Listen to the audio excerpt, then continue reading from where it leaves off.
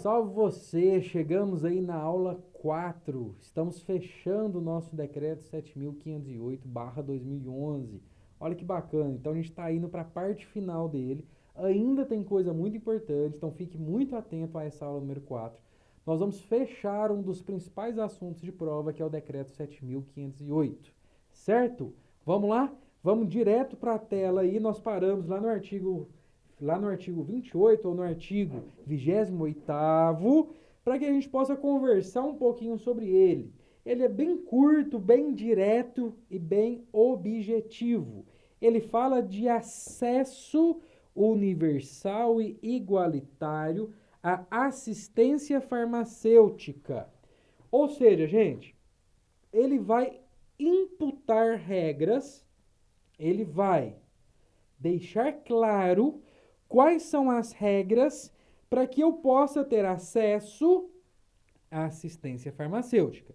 Ele trouxe ali para a gente a RENAME. Você lembra dela? A RENAME é a Relação Nacional de Medicamentos Essenciais. Então, nós temos uma lista, um rol de medicações que o SUS traz, certo? Para que eu possa ter acesso a esses remédios, a essas drogas, a esses fármacos, eu tenho que cumprir 4 regras que são cumulativas. Ou seja, eu preciso cumprir as 4 regras.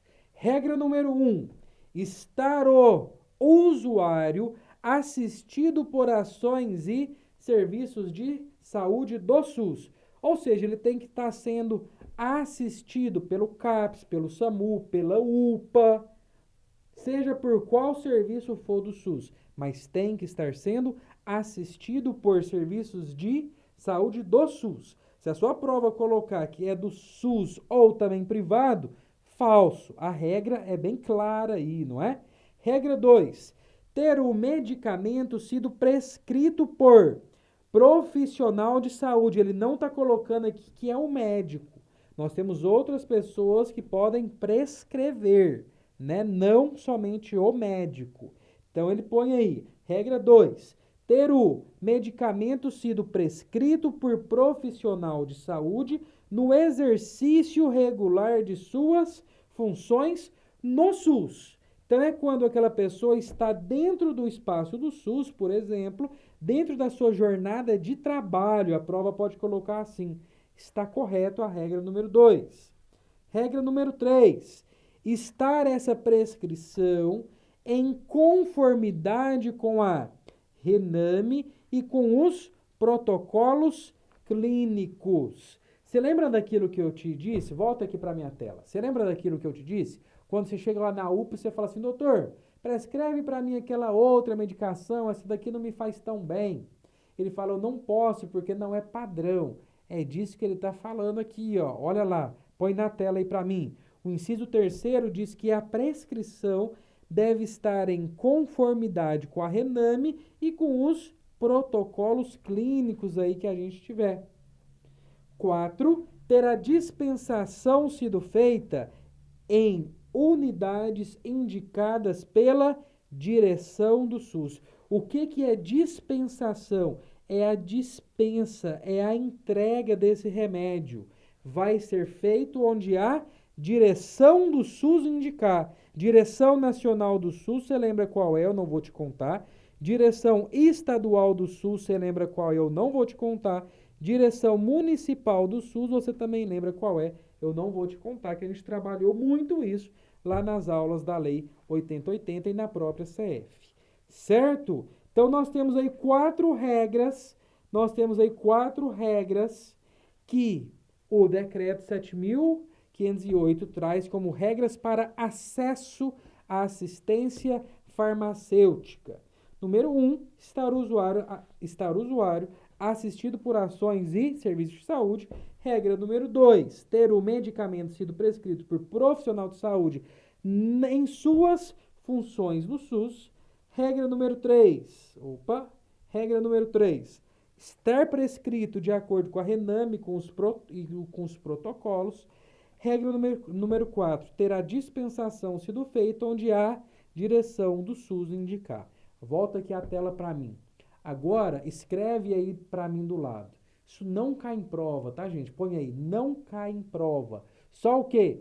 Despenca. Isso aqui cai em prova o quê? Demais da conta, gente. Pode pegar as provas do decreto 7.508, que vira e mexe, tem aí esses 4 itens, essas 4 regras para o acesso à assistência farmacêutica. Beleza? Vamos lá. Volta aí para a tela, então, para a gente seguir, para a gente caminhar, para a gente fechar o nosso decreto 7.508. Os entes poderão ampliar o acesso do usuário à assistência farmacêutica, desde que questões de saúde pública o justifiquem. Volta aqui para mim.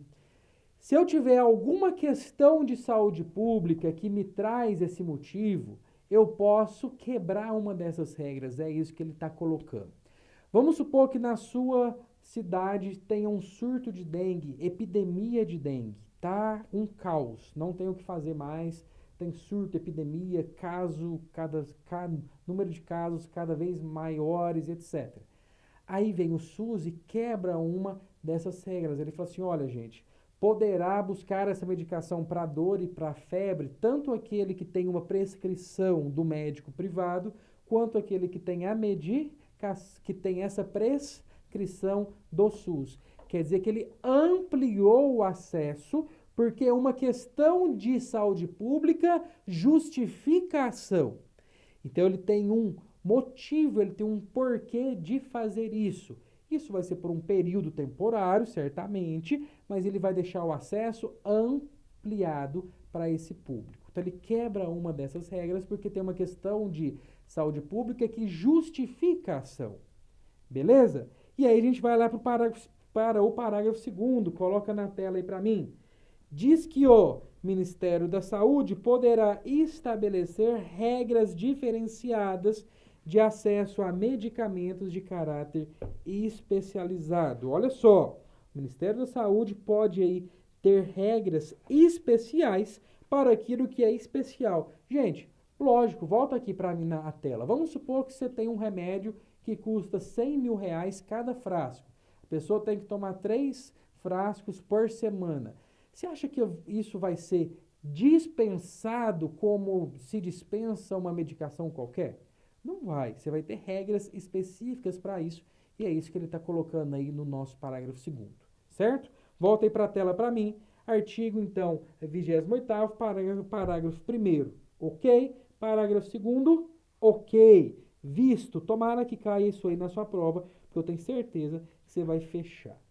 Comissões intergestores pactuarão a organização e o funcionamento das ações e dos serviços, sendo a CIT, Comissão Intergestor Tripartite, ela está no âmbito da União, ela tem vínculo com o Ministério da Saúde. Basta a gente lembrar do tripartite: União, Estados e municípios. Gestores dessas 3 esferas fazendo os seus pactos ali diante das ações e dos serviços de saúde. Estamos falando da CIT, que está no âmbito da União e possui vínculo com o Ministério da Saúde. Ok? Aí ele traz também a CIB, Comissão Intergestor Bipartite. Nós temos gestores estaduais e gestores municipais fazendo seus pactos ali então. A CIB, ela está no âmbito do Estado e está vinculada à Secretaria Estadual de Saúde. Ótimo, tranquilo, né? Aí o decreto 7.508 traz o conceito da CIR. A CIR até então não existia. Quem criou foi o decreto 7.508, cria a Comissão Intergestor Regional. Ela se dá no âmbito regional e ela está vinculada à Secretaria Estadual de Saúde. Ok? Então, CIT, CIB e CIR. Ok? 35. Artigo 35º, ele fala do COAPS. O contrato organizativo da ação pública da saúde definirá as responsabilidades individuais e solidárias dos entes. sobre as ações e sobre os serviços de saúde, sobre os indicadores e as metas, sobre os critérios de como eu vou avaliar esse desempenho das ações, sobre os recursos financeiros que serão disponibilizados, a forma de controle e a forma de fiscalização aí desse serviço. Isso tudo é o que ele traz que vai vir no COAPS. Quer dizer que o COAPS, então, define o quê? Responsabilidades. É isso que ele vai trazer para a gente. E aí ele cita aí esses exemplos, ok? 38º, ele traz para a gente que a humanização do atendimento do usuário será fator determinante para o estabelecimento das metas de saúde previstas no COAPS. Olha que bacana. Humanização será um fator aí determinante para as metas daquilo que a gente viu agora do COAPS, ok? E próximo, 40. Sistema Nacional de Auditoria e Avaliação do SUS, por meio de serviço especializado, fará controle e a fiscalização do COAPS. Então, se a sua prova te perguntar quem faz a fiscalização do COAPS, quem faz o controle do COAPS, também é o Sistema Nacional de Auditoria e de Avaliação do SUS, o SNA.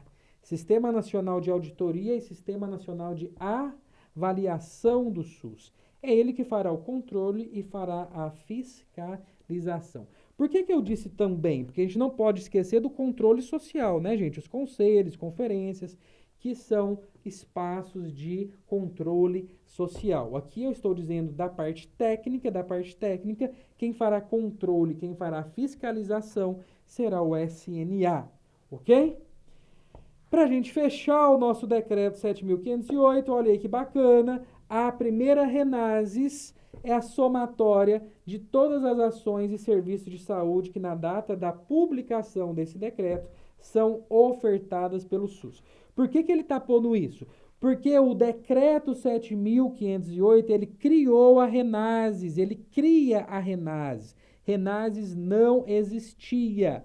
O decreto 7.508 criou a Renases, verdadeiro.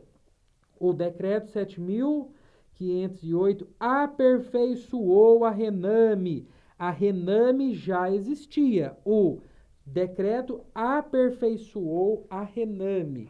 Verdadeiro. Certo, gente?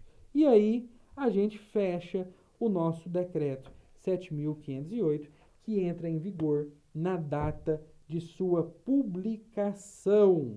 Certo? Volta aqui para a minha câmera. Fechamos o nosso maravilhoso decreto 7.508.